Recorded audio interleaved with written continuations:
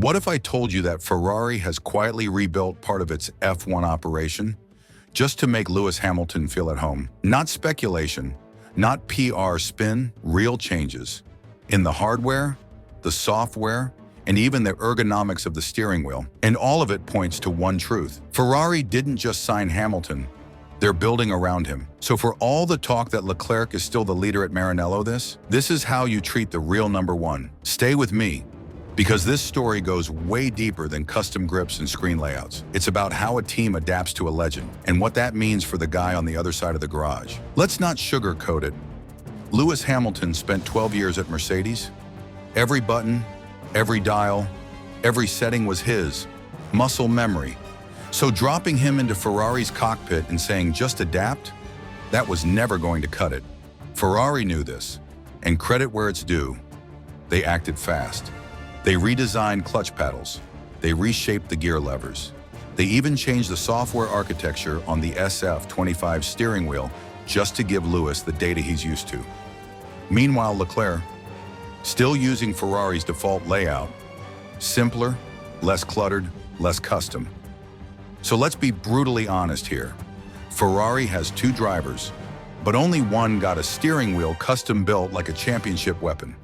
Hamilton's display now shows battery charge, SOC, engine mapping, ENG, differential and brake settings, tire and fuel data, and even a multi-section for advanced fine-tuning.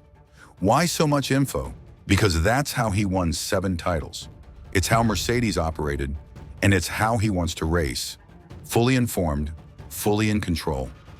Meanwhile, Ferrari's traditional setup, split knobs, multiple dials, fragmented feedback, it works for Leclerc.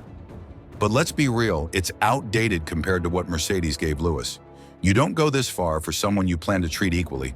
You go this far for your guy. From the moment Hamilton walked into the factory, Ferrari has shown one thing. They're not asking him to adapt to the SF25. They're asking the SF25 to adapt to him. And that says everything about their intentions. None of this means Hamilton will outscore Charles. But if you're a Leclerc fan, here's the uncomfortable part. Every change made for Lewis, it gives him operational leverage. He gets data sooner, he tweaks settings faster, he builds feedback loops with engineers that Leclerc simply doesn't have. In a team where millimeters separate first and fifth, that matters. And if Hamilton starts winning, don't be surprised when Ferrari starts making more than just steering wheel changes around him. The headline might be steering wheel layout, but the real story, Ferrari has already started reprogramming their mindset. They're no longer chasing a fairy tale. They're building a system around a proven closer. And Hamilton, he's settling in faster than anyone predicted. Because when the cockpit starts to feel like home, the lap times follow. So now I'll ask you, the true F1 fan watching this, is Ferrari simply helping Hamilton settle in? Or are they already redefining the team around him?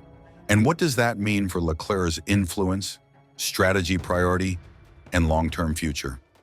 Drop your raw opinion in the comments. Don't hold back. And if you want content that cuts through the fluff, that dives into the real decisions shaping this championship, this is your place. Like this video, subscribe to Paddock Insider, hit the bell so you never miss what's really happening behind the cameras. Because the truth about F1, it's never just about the racing. Thanks for watching, and we'll see you in the next one.